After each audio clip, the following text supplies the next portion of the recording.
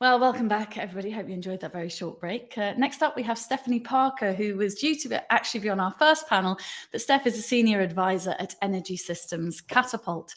She works in the complex sites team, helping predominantly public sector organisations deliver net zero. Most recently, Steph's work has focused on the public sector decarbonisation guidance, a free-to-access suite of guidance tools and checklists that make it simpler and quicker for the public sector to decarbonise their buildings and estates. And Steph's going to be sharing guidance about the public sector decarbonisation guidance and how to make it easier for trusts within the NHS to apply for funding. So nice to see you, Steph. Over to you. Great. Can everyone hear me, Helen? Is that all right? I can hear you. Yep, that's absolutely fine. Fabulous. Apologies, first of all, that I didn't make the panel this morning, slight technical difficulties, but I now have a separate laptop and we're all good to go. So it's great to be here. Thank you for inviting me. As Helen has said, I'm here today to talk about the public sector decarbonisation guidance, which we published a week or so ago. So this is hot off the press. So I'm going to tell you a little bit about the guidance, how it fits in the wider landscape, and really encourage you to take a look at the resources there and feedback to us, because as I'll explain, this is sort of the start of and the continuation of a journey that the Catapult's been on in partnership with the public sector. So next slide, please. And let me just work out how I do that on my screen. There we go. So a little bit of background then to the public sector decarbonisation guidance. This work is a continuation of something that was called the Modern Energy Partners Programme that the Catapult, in partnership with industry and the public sector, undertook from about 2019 to 2021. And essentially, the Modern Energy Partners Programme was an innovation programme funded by what was BEIS, or the Department for Business, Energy and Industrial Strategy, and three main public sector organisations: the Ministry of Defence, the NHS, and the Ministry of Justice. And what that programme did was had a go at decarbonising some of the sites around the NHS and MOD and MOJ. And there were lots of learnings from that innovation programme about what worked in the public sector, what was difficult, and how organisations were going about their decarbonisation programmes. So latterly, what we've done, kind of culminating in the launch a week or so ago, is we've taken all of that learning and kind of reorganised it. Again, 7 themes, which you can see on the screen. I can talk a little bit more about those, and produced a suite of 35 plus guides, tools, templates, checklists that really should help you as organisations have a think about your decarbonisation programme and hopefully bring insights based on real world experience and kind of make it easier for you to have a look at your programme and work out what's working for you, what's not working for you, areas you might need to focus on. So as the slide says, it should help you to think about your planning stages, putting together your strategy, timelines. It should help you think about funding.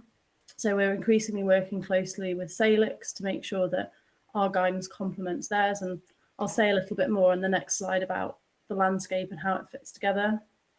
We've got tools and checklists that will help you with delivery. So calculators, stuff around costs in the public sector, as well as kind of pointing to industry best practice. It's a completely free and open resource on the Catapult website. So there's no need to log in. The first time you download a document, we'll collect your details, but that's it. And the kind of hope with this guidance is that it'll help consistency, cost effectiveness, and bring the kind of proven approaches from MEP or Modern Energy Partners to you in an easy to access way. And while we've been doing all this work this financial year, we are continuing the work next year, or this year, I guess. We're now in April, aren't we? This year, I need to get get that in my head. So we're continuing the work this year, continuing to be funded by government to do this work. So although there's a lot of resources there, we're really keen to get feedback and continue with the work. So next slide, please. Fabulous. So I'm just going to say a little bit about how the catapult and the guidance fits in the sort of wider landscape, because I think sometimes that can be a bit confusing and a bit unclear.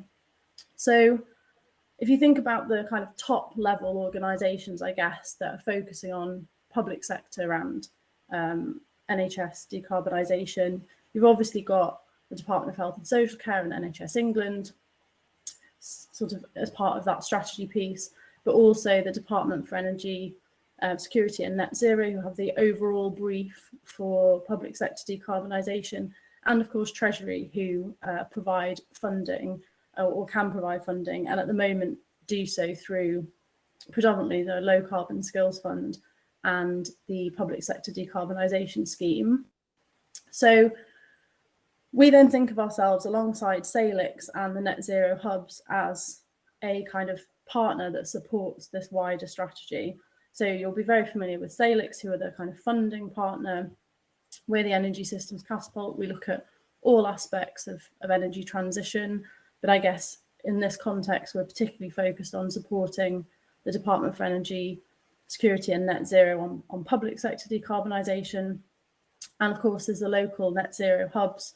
There's 5 hubs also funded by the department who work at a local area and provide more bespoke support, particularly to local authorities, but also to the NHS. And then, as I've mentioned, sitting below that are the enabling funds and resources. So PSDS and Low Carbon Skills Fund, our suite of guidance that came out a week or so ago. And some of you may be familiar with Net Zero Go, which again is another catapult sort of platform funded by the department, but that's more focused at the moment on local authorities and energy projects that are going on. So I hope that's kind of a helpful sort of overview of the landscape and where we fit in, and gives you a bit of confidence that we're working with the right partners and providing kind of credible, useful outputs. So next slide, please. Just say a little bit more about kind of what's in the web resources at the moment and kind of where we're heading.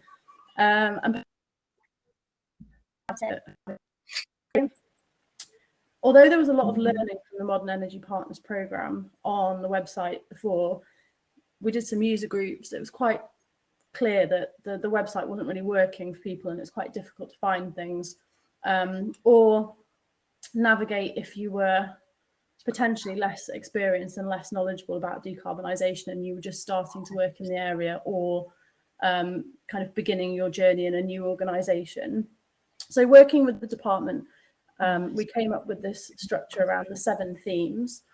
And some of you may be familiar with the REBA Plan of Works, which is a kind of industry recognised system for undertaking construction projects. So the themes are in a way similar to the REBA themes, but they have more, I guess, at the front around strategy and feasibility and design. And when you go on the website, you'll notice that the most content at the moment is in the first 3 themes. So theme 1, strategy, theme 2, feasibility and design, and theme 3, procurement. And that was based on some quite extensive user feedback that we got over the summer last year about the website, where people in the public sector were struggling and what they needed the most help with. So we focused our efforts on theme 1 and theme 3 that came out quite strongly, and a lot of the Modern Energy Partners tools, etc., were helpful under theme 2. So the intention over the beginning of this year is to look at the further themes and produce some more content based on that user feedback. What we have got, though, for each of the themes is what we're describing as the main guide. Now, these are really important because they help you to navigate the rest of the content, because one of the things we were also quite aware of is it can be quite overwhelming. There's lots of information out there. There's lots of organisations that provide information. So how can you navigate it? So the way that the theme guides take you through is that they provide that overview of that theme. They provide the key actions that you should be undertaking at high level, and they point onwards to either further resources by the Catapult, or indeed further resources by industry or other organisations like the NHS that are helpful. So the idea is that we're not duplicating, we're complementing, and we're sort of bringing the whole picture together in an easy to navigate way. And we've also got some, I think they're great, some short videos for each of the themes that really kind of give you the guidance. So hopefully what we've started here is a really enduring framework that can be added to, that we can get feedback on, and we can really build on this year, including coming and talking to people about it. So yeah, I hope that's a sort of helpful intro. Next slide, please. Sorry, I keep thinking she's winding up. So I think I've covered quite a lot of this. What we're really trying to do here is bring together kind of strategic and technical guidance into one place and into one journey. So, as I've said, we're not duplicating technical guidance, we're pointing to it, but we're also not just focusing on particular areas of strategy. We're trying to give that broad overview. What this structure should mean is that you can either look at all the 7 themes at a high level, or you can dive into a particular area that might be more relevant to you. You might be dealing with procurement, or you might be thinking about funding, or indeed you might be more at the installation end of the journey. So hopefully the structure allows you to pick up what you need and kind of get to the right level of detail. Fabulous. Next slide, please. So just to give a small example of the kind of things that are up there. So one of the kind of key tools that is currently on the website is something called the business as usual estimator. So this is an Excel-based tool that you can download and use. And basically it allows you to put in your portfolio of buildings, and it will do the kind of basic calculations that will give you the business as usual forward view of both kind of energy, carbon and cost. So this is a really great example of us kind of doing the work once and hopefully making it really quick and easy for organisations to have a consistent approach to making these calculations, and sort of take the work out of you having to build something like that within your own organisation. There's a user guide that goes with it. There's some more tools that are coming that are similar, that allow you to put interventions against your estate and see the impacts that they might have. And we're really keen to get feedback on these tools. We're working with Salix in the next couple of weeks to make sure that Salix are comfortable with how these might feed into funding applications. And we're keen to hear about any areas where tools like this would be helpful that we could also develop, because we've got the scope to do that this year. So yeah, if you're going to check anything out, I suggest having a look at the business as usual estimator. And I think that brings me on to the next slide around funding. So what we're really hoping is that this suite of guidance is really complementary and helps support applications to the public sector decarbonisation scheme. So as I've said, this isn't guidance about specifically applying for PSDS. That will remain on the Salix website as it has been. But what this does, the suite of guidance gives you the broader picture, and hopefully means you're better prepared to apply for PSDS. The funding guide talks about how you might build your budgets, things to make sure that you don't miss. We're currently putting together a business case checklist. It talks about going through your internal sign-off process, sort of top tips for that. how you might prepare as best you can to be able to kind of put your best case forward for PSDS funding. So again, we're going to continue to work with Salix and make sure everything dovetails, but this is a kind of broader suite of guidance that should be helpful for both PSDS and other funding opportunities as they arise. So I think I'm doing all right for time. So let's have the last slide, or well, the next to last slide. So the next steps. Firstly, we'd love you to obviously take a look at the guidance, download the guides, try the tools, give us feedback. There's a dedicated mailbox. There's contact us forms on the website.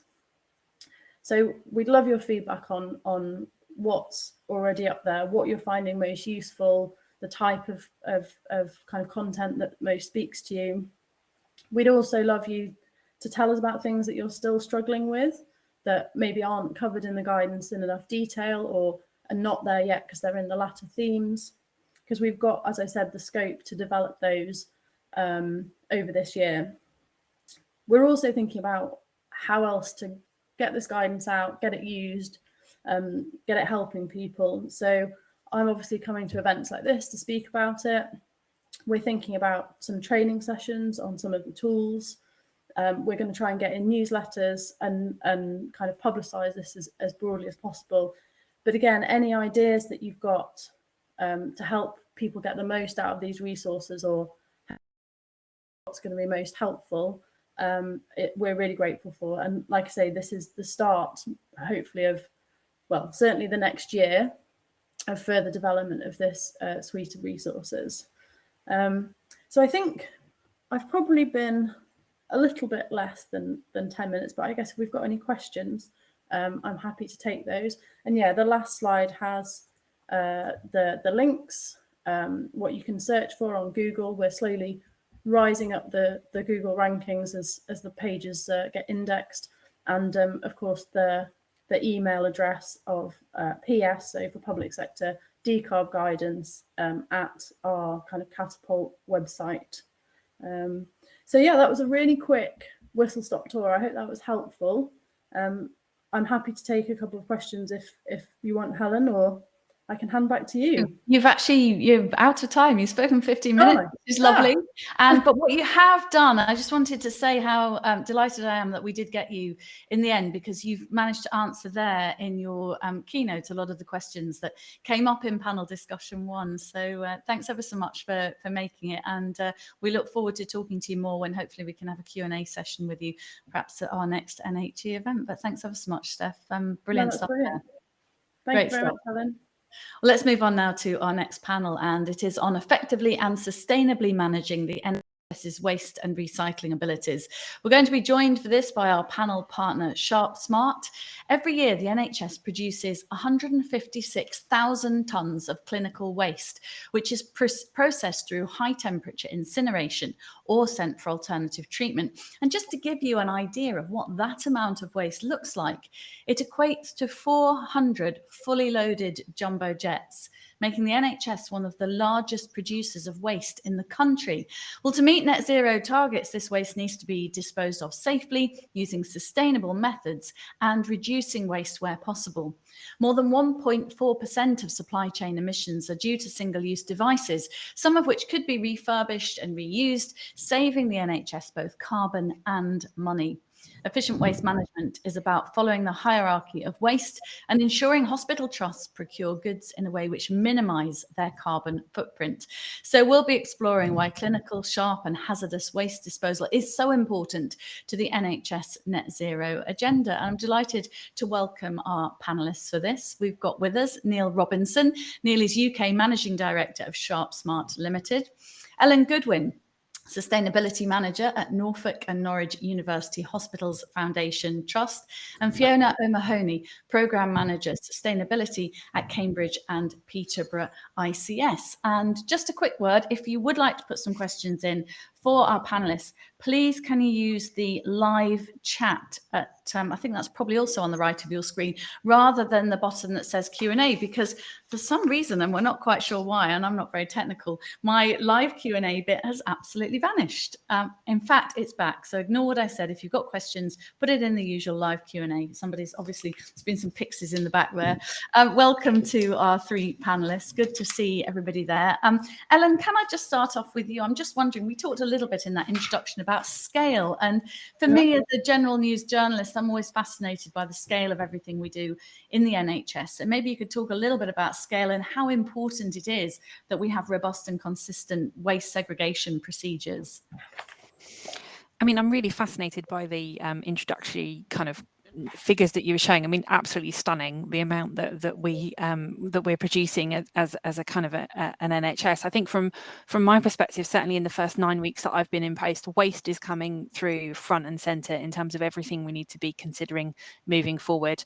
And I think it's one of the key things that certainly I'm looking at in the early days. And absolutely, yeah, it's front and centre of everything that I'm thinking about currently. Ellen, 9 weeks in post. I didn't realise it was 9 weeks. How is it going? That was a big question for someone who's been in post for 9 weeks, but how is it going so far? It's going really well, thank you. But it's just absolutely massive, isn't it, this agenda? And I think from my perspective, it's about honing in on the key things and the, you know, not just the quick wins but the long burns, and just making sure that I'm not being too bitty in my approach. It's just me at our university hospital trust at the moment doing the sustainability agenda and working out how to leverage the 11,000 people I work with. So I think from my perspective, that's another one of my jobs I want to try and do, launch a significant comms campaign. But yeah, getting there slowly. Thank you. Oh, fantastic. Welcome also to Fiona and Neil. Neil, we do have a broad audience within the health service here for these events. So just explain for those who aren't familiar where Sharpsmart fits in. So Sharpsmart is part of a global clinical medical waste treatment company. We provide reusable sharps containers. We provide consultancy on waste management and also the disposal of clinical waste itself. And what are the financial considerations that NHS leaders should assess when they're striving for net zero in this area? I think one of the key things that as an organisation and working with our partners that we are all agreed on is that in the long run, even the medium term, sustainability will absolutely save money. So that's a given, and we're sort of seeing that ourselves now in some of the things that we're putting in with our partners. I think one of the considerations that we need to look at in some situations is, both in the commercial world for us supplying the NHS and the NHS themselves, is to exercise some caution. This route to net zero has caused a lot of focus on the NHS because of the size of the NHS. So there's a lot of claims being made around sustainability.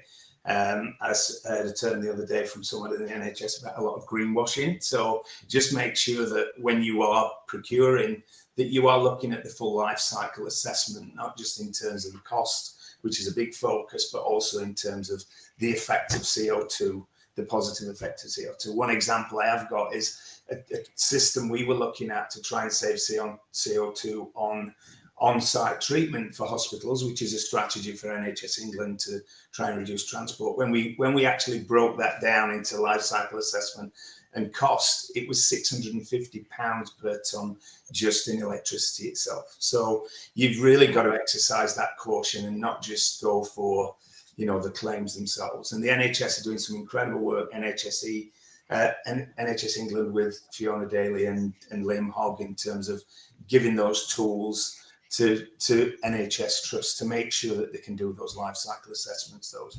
ERIC returns accurately. I'd say one more thing is, from the commercial environment, looking at the possibility, if possible, of longer term contracts so that we can attract investment in more sustainable trucks, more sustainable treatment, maybe on-site treatment, because a lot of the contracts are maybe 3 years plus 2 years, which doesn't allow the investment. So Fiona, I presume you've been in post longer than 9 weeks, longer than Ellen there. Tell us a bit about what you're doing in Cambridgeshire and Peterborough ICS, and how critical that waste and recycling management is as we strive to be the world's first carbon neutral or net zero NHS health service. Hi, yes, lovely to be here. And I haven't been that much longer. I've been here since last July. So yes, it's quite a lot. It's a very broad agenda. But one of the big things that we're doing is to try and engage people and get people to understand. And frontline staff are very focused on patient care. You know, they're very busy. They're trying to recover from COVID. You know, there's a lot of backlog there, and it's hard for them to take their head out of that space. So some of the things we're trying to do is pick some of those small projects that are actually already working, the ideas, the little ideas people have.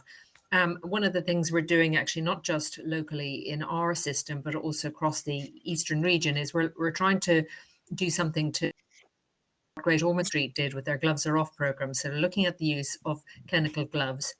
And we're working with the infection control teams across the whole system to say, how can we work with clinical staff to change behaviours, to actually roll back from that position that we were in that developed over COVID, where people were all rightly very control and doing their utmost to protect both themselves and their patients from spreading infection, but actually to move back to some of those good practices of good hand washing and reduce the amount of gloves that we use, and look at other things like face masks, what protocols we put in place, and what advice we're giving to our staff. So gloves and masks that can be reused and recyclable are one of the things. I have another member of staff who was interested in looking at feeding tubes. So she's working with the kind of people who create the nutrition packs that go into them, and also with the staff who use them and the families who use them, both in the community. Being fed, you get a huge amount of these packs that have nutrition in them that are then disposed of, and it's to work with the companies who produce those to see if we can buy things that are more easily broken down and are actually compostable or recyclable in some way, but also to look at the syringes themselves and see how we can change the practices we have in hospital settings to reuse some of those, because in homes people are happy to kind of wash out and sterilize and reuse them themselves because they're just using them for themselves. But obviously in a hospital setting, it's slightly different. And we're just not set up at the moment. We've become very much a throwaway society and very much driven by the need to protect patients. We're very much like, okay, one use and off it goes. There's no cross-contamination there. So it's almost ingrained in our psyche to actually say it's good to throw things away, it's good to clean up and move on and make sure everything is very sterile. So it's to break that down and to get an understanding and a buy-in from the users of these products to say, well, actually, what is best for patient care? Gloves, it's actually better to use hand washing, and it's better for reasons as well. But it's to make that move to doing things in a different way. There are other things that we're looking at as well. Some of our community trusts are looking at reusable specula, or specula that can be recycled, or curtains that can be recycled and that compost down after use. And of course, some hospitals are looking at moving back to hospitals that are curtain materials that are laundered. So it's about changing this way of behaviour and actually still giving the confidence to both the staff and the patients that they are in a safe environment. And I think that's one of the biggest challenges, because with COVID, we have become so used to using lots of products to keep things clean, is that all of us now kind of look and kind of go, oh, if you go to the meat counter in the supermarket, oh, that person's not wearing gloves. That's not very hygienic, is it? So it's actually moving and changing that behaviour and that understanding, and ensuring that people have the confidence in the health services we're providing and the way we're providing them.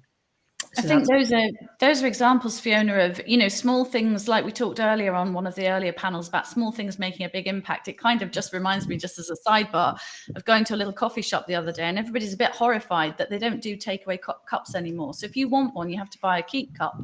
But when you bought it and then you take it back, they replace it with a new one and sterilize it. And I was just thinking that it's that kind of thing. you know, if that were across the whole country with coffee cups, you think about how many coffee cups we use every day and throw away.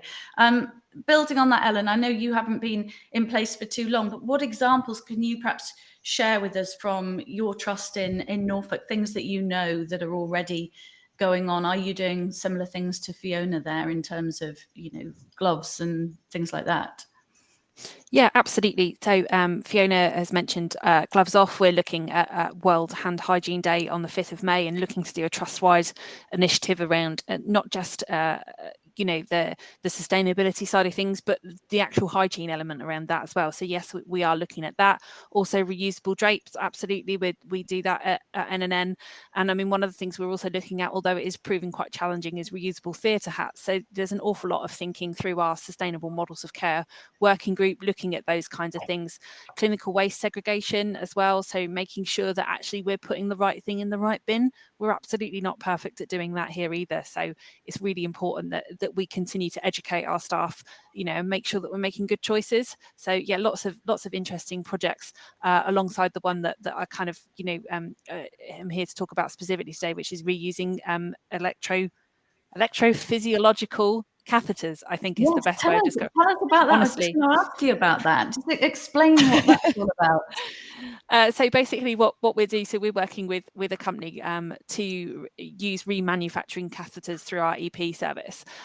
So these are products that can be reused 3 or 4 times. They go back to the manufacturer each time that we're using the catheters, and they're repurposed and sent back again. So not only are we reusing them, but we're ensuring that we're kind of saving money and the planet all at the same time. So I think from my perspective, it's just such a win-win that it's kind of like an obvious thing that we should be doing.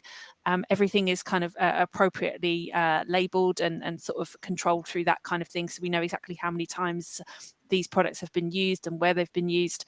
And you know, it's just it's a no-brainer from our perspective in terms of sustainability and kind of, you know, better procurement. Gosh, and something that presumably can be shared, you know, with other trusts across the country if it's that successful. Absolutely. As far as I know, that they're on NHS supply chain, so they've been on the supply chain since 2020.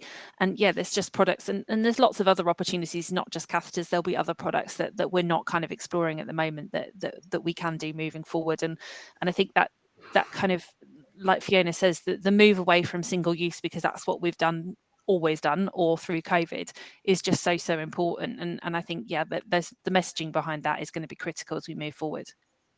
Neil, actually, we have got a question. We've got a couple of questions for Fiona, but what's happened on my screen, Fiona, we'll come to you in a minute with them, is Andy's put a question in and my screen has frozen at the bit where it then says the 2 questions he wants to ask. So I'm going to ask, I was on my phone there asking the organised if they can text me Andy's question. So while we wait for that, Neil, how key is removing and recycling plastics from the waste streams? And what are those plastics made up of?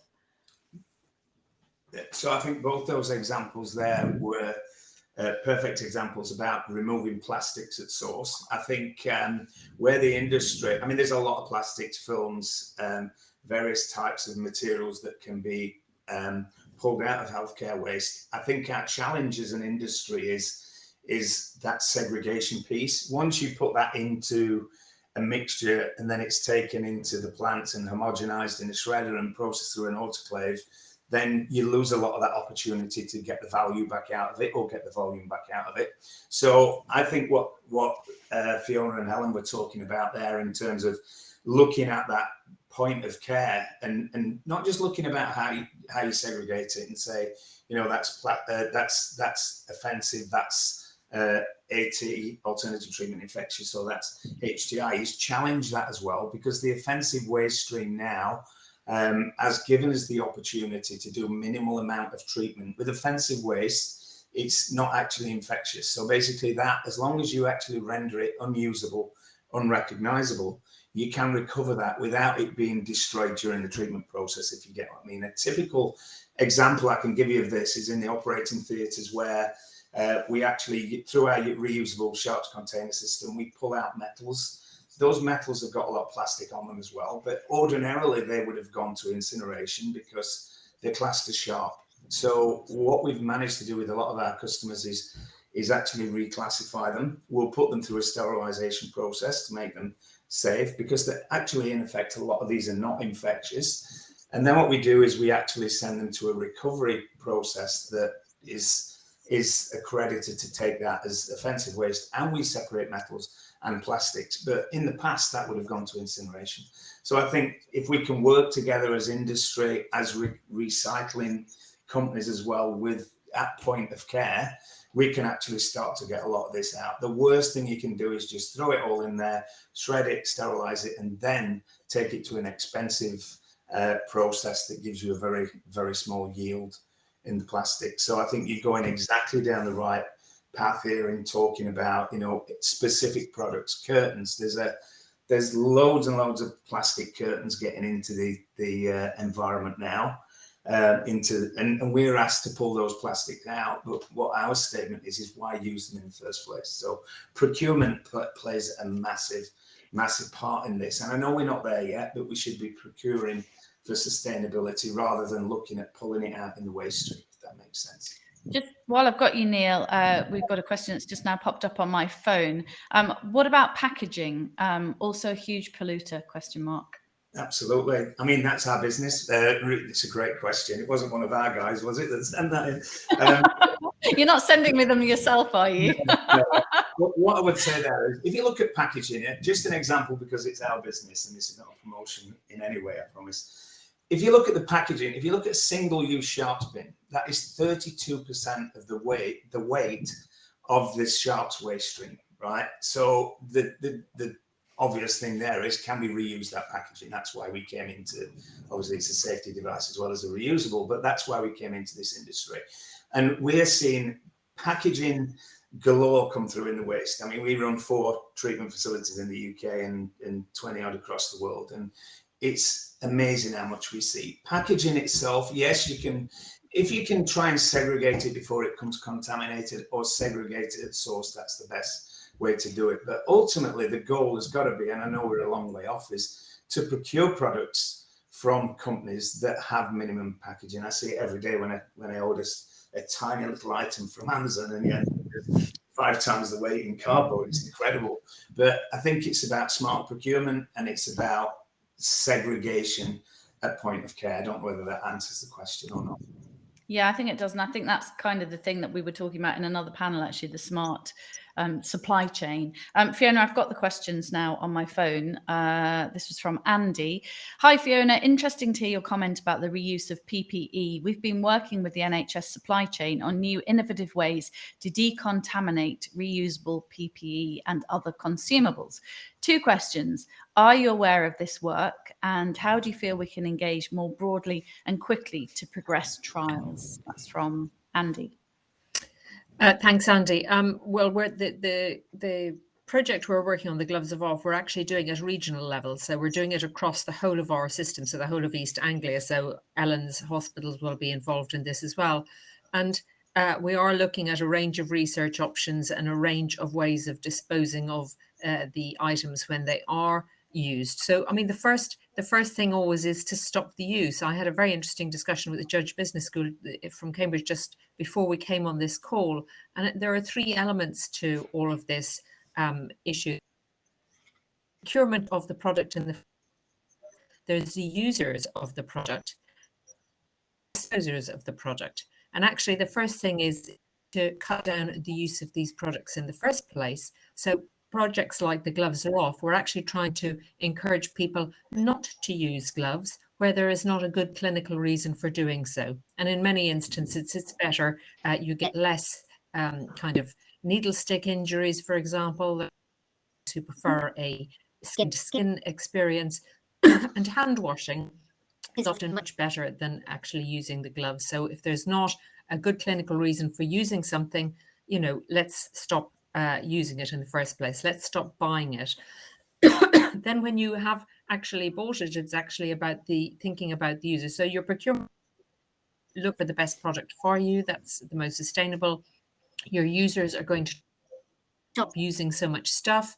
And then it's actually about working with the waste managers from your hospitals and your care settings, if you have a waste manager, or the waste team, to look at how that waste is managed. Is it separated out effectively? Where are we sending it to? Are we sending it to the closest place? Are we in a bit of a spot where there is not very many places to dispose of it? That can be a challenge too. Or are we disposing of it possible way, or some parts recyclable or reusable? Obviously, we're talking about more things than just clinical equipment here. Sometimes there's things like furniture, etc., that we need to start thinking about. So there's those three chunks in the process that we need to think about: the procurers, the users, and the disposers. And it's about getting all of those engaged in this discussion to think about. But to answer your question, yes, we are aware of some of the research, and we are, please feel free to contact me separately afterwards. Yeah, you make a lot of good points there, Fiona. I can see Ellen nodding away, particularly when you're saying about actually not using certain things. That's a great way, isn't it, of reducing waste more generally, Ellen? I just wondered what other tips you've got and what other best practices you've come across. I think it's just about reminding ourselves of that and actually being informed users of all products. So, do we need it in the first place? Reminding ourselves of the waste hierarchy and how important that is. Do we actually need it in the first place? Is there one we can already use? Can we recycle it? Can we use products that we can use again and again? And I think it's just about just reminding ourselves about those kind of obligations through the waste hierarchy and sustainability, and ensuring that we're doing that on a day-to-day basis. Certainly, procurement, absolutely, and certainly our waste policy puts the onus on procurement to try and think about how we can reduce packaging in the things we're buying in the first instance.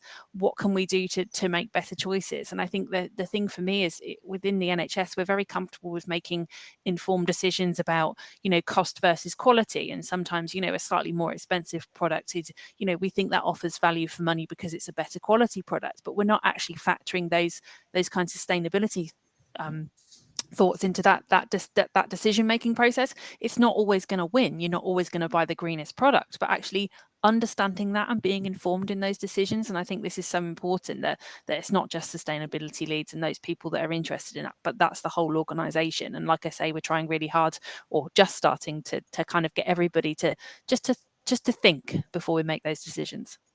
Absolutely.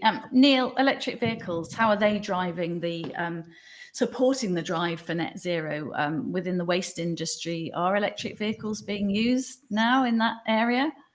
Yeah, this is a really interesting one, because obviously I drive our sustainability through the business, and as soon as electric vehicles came out, it was, come on guys, let's get the whole fleet electric. But I think there's a lot of claims out there from, I saw one comment, I think it was a couple of weeks ago, on a bid that came out, that all our trucks are going to be electric within 2 years. I think we really need to obviously exercise some cautions, go for the quick wins. I think there's some great quick wins for us, and bear in mind what we do is we have a lot of small vans that go around to doctors' surgeries, pharmacies. We have the medium-sized truck that goes to some of the smaller hospitals, and then the huge double-deckers and articulated trucks and refuse collection vehicles that go around collecting offensive and general waste. And we're not there yet with, there's some great initiatives in London. I think it's Veolia. I apologise if it's not, that are using electric refuse collection vehicles around the London area, because the distances are so short. But we've had some electric trucks, I'd say, I think 7.5 ton vehicles on loan, and the mileage just doesn't allow us to do that, do the collections that we want to do, and the infrastructure's not there. But there are some. Sorry. I was just going to say, not being negative about EV vehicles, but the infrastructure isn't there across the whole country. A friend of mine drove from Humberside down to London the other day, and it took her 6 hours because every time she got to a charging station, they were either full or not working. So that's a work in progress, isn't it? And it's good that you're embedding sustainability through your business. But this is all fairly new to a lot of us, so we have to work at getting everything.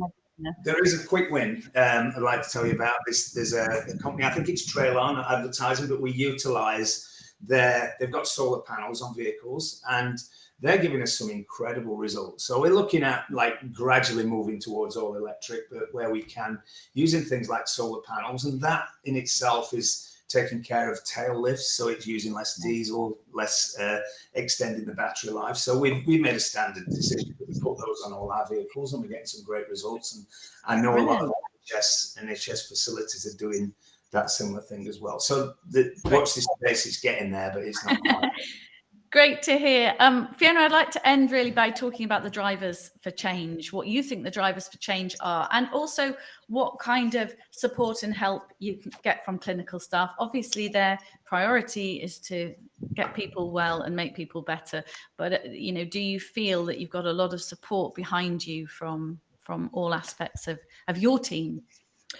Yeah, sure. And one of the big drivers, obviously, or one of the really big helpful things at the moment is the new waste strategy and guidance that has just come out recently. So I'd encourage everyone to go and have a look at that. We really need to get waste managers into our clinical settings, and there's some new training coming out as well and available to support and develop the skills that we need.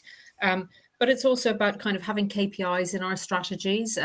We've all got green plans now. It's actually maybe time to start kind of reviewing those. We've had that initial rush to get everything out there. Now we're all a little bit more clued up, and the practicalities are there. So it's about time to sit down, review those KPIs, review those way we're measuring things, and see what's sensible and works for us, and actually have green plans that actually do help us deliver, working in tandem with things like the waste strategy.